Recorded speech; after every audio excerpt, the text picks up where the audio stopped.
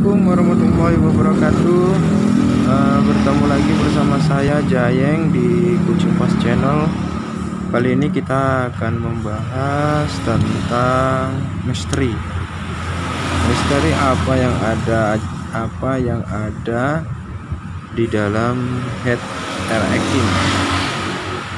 Namun sebelum video ini berlanjut, kiranya teman-teman untuk subscribe, like, dan komen supaya channel ini terus berkembang, dan saya juga bersemangat lagi memberikan tutorial dunia otomotif, terutama di sepeda motor. Jika video ini bermanfaat buat teman-teman, kiranya video ini teman-teman share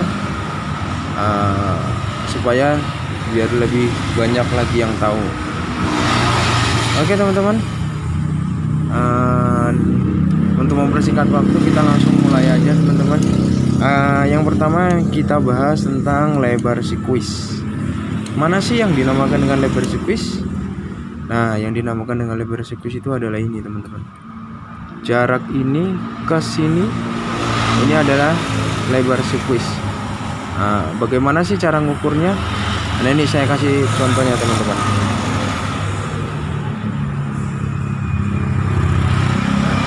Seperti ini kita mengukur berapa lebar sirkuit yang ada di sepeda motor. Oke teman-teman, biasanya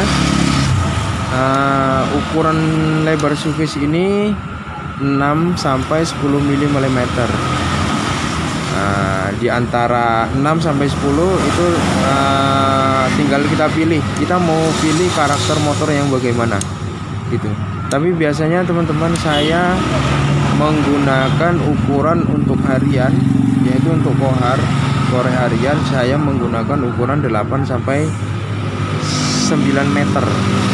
Kenapa saya pakai ukuran segitu? Karena pada dasarnya kalau harian itu kita masih gunakan untuk kemana-mana. Intinya seperti ini. Di ukuran 8 sampai 9 mm itu kita masih berboncengan. Sepeda motor itu masih kita gunakan untuk berboncengan, mengangkat beban, menemui jalan yang kurang bagus ataupun jalan yang rusak. Jadi dalam kondisi medan bagaimanapun ataupun beban yang kurang stabil, motor itu akan tetap ngacir teman-teman. Jadi teman-teman terserah mau pilih ukuran yang berapa. Tapi perlu diingat teman-teman, semakin kecil ukuran lebar sirkuitnya, maka putaran atas akan semakin bagus. Dan begitu sebaliknya, semakin besar ukuran lebar sirkuitnya, maka putaran bawahnya akan semakin bagus. Jadi terserah teman-teman mau memilih di ukuran yang mana. Tapi perlu saya ingatkan, ini adalah salah satu komponen bagaimana motor bisa ngacir teman-teman. Bukan sekedar ini saja, masih banyak lagi komponen yang lain. Yang kedua kita akan membahas tentang nut. Mana sih yang namanya nut? Nah, nut itu ini teman-teman. Ini teman-teman nut. Ini jarak ini dengan ini, itu namanya nut. Biasanya nut itu digunakan pada ukuran 0,2 mm sampai 0,4 gitu.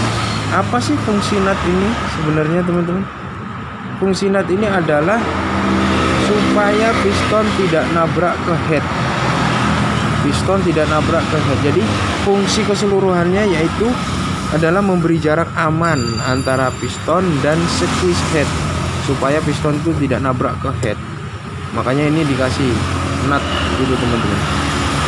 Ada juga beberapa mekanik yang tidak memberi nut ataupun nut ini dihilangkan. Dengan otomatis itu sudah ada ukuran yang sangat signifikan. Mengapa ini tidak dikasih nut gitu. Tapi perlu diingat, kalau yang tidak pakai nut ini memang papasannya memang harus rata, dan tidak lupa dikasih lem packing supaya tidak bocor begitu teman-teman. Selanjutnya kita akan bahas tentang sudut kemiringan. Mana sih yang dinamakan dengan sudut kemiringan? Yaitu ini teman-teman.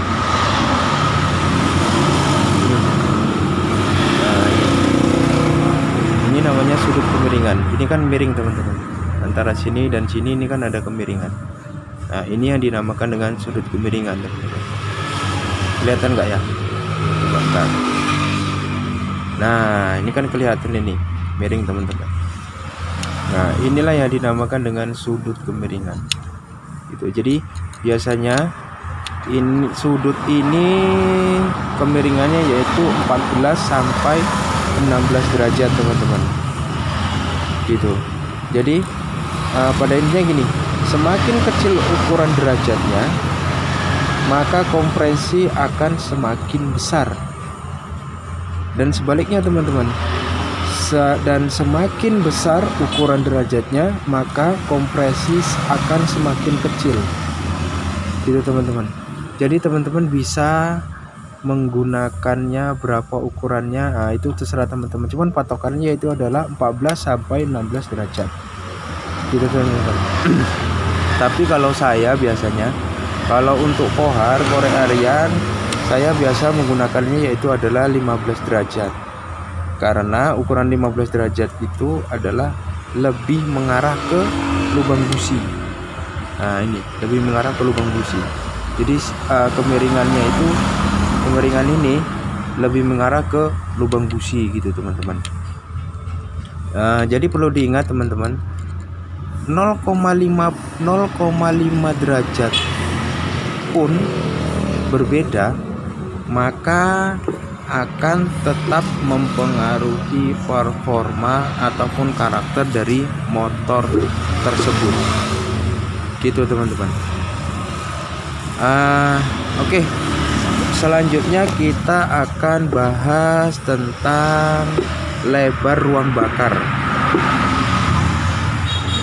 Lebar ruang bakar itu adalah ini, antara ini dan ini. Jadi jarak ini kemari itu dinamakan dengan lebar ruang bakar. Dari sini ke sini, dari sini ke sini, itu adalah dinamakan dengan lebar ruang bakar. Jadi berapa sih ukuran yang ideal? Ukuran yang ideal yang sangat bagus yaitu menyesuaikan dengan diameter piston gitu. Jadi kalau untuk REK diameter standarnya yaitu adalah 58 mm, maka lebar ini dari sudut sini ke sudut sini yaitu 58 mm gitu. Ini harus disesuaikan teman-teman dengan diameter piston gitu. Jadi terkadang ada yang mengeluhkan, aduh motor saya ini habis di lemer ataupun di quarter tapi kok nggak enak gitu. Nah terkadang para mekanik juga lupa memperhatikan lebar daripada ruang bakar ini teman-teman gitu. Jadi kalau seandainya nih pada posisi akhir sepeda motor itu prosesnya adalah 100, tapi kondisi piston udah terlalu oblak, maka kalau dilemer ataupun di quarter itu pasti lompat menjadi 150. Otomatis kan diameter piston akan jauh, maksudnya akan besar gitu teman-teman. Makanya kita harus menyesuaikannya antara diameter piston dengan lebar ruang bakar ini. Jadi kita ikutin berapa diameter pistonnya, maka kita akan bentuk berapa juga lebar ruang bakarnya. Nah, begitu teman-teman. Jadi perlu diperhatikan, perlu diingat untuk lebar ruang bakar ini patokannya yaitu ada di pistonnya sendiri teman-teman. Ya kalau untuk standar ya 58 mm ya kita pakai 58. Kalau untuk pakai operasi yang besar berapa diameternya kita juga pakai segitu teman-teman. Oke, sampai di sini jelas ya teman-teman. Nah, untuk selanjutnya kita bahas tentang papas head. Papas head. Nah, papas head itu sendiri yaitu ini teman-teman. Ini. Nah, dari sini antara ini dan ini itu kan ada jenjangnya nih. Nah, nih ada jenjangnya. Nah, itulah yang ada yang di papas head. Itu yang dinamakan dengan papas head. Gitu. Jadi Kalau saya rekomendasikan dan itu juga sudah saya pakai sendiri teman-teman. Kalau untuk harian itu saya pakai 1 sampai 2 mm. Dan kalau untuk balap biasanya orang pakai 3 sampai 6 mm. Tapi kalau 6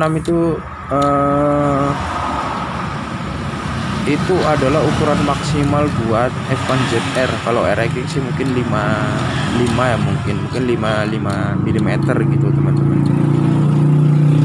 Jadi fungsi daripada papas head itu sendiri adalah menaikkan kompresi pada sepeda motornya gitu teman-teman. Jadi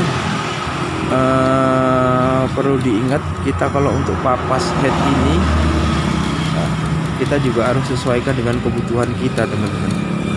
Jadi motor itu kebutuhannya buat apa, ya kita papas dengan ukuran yang sudah ada.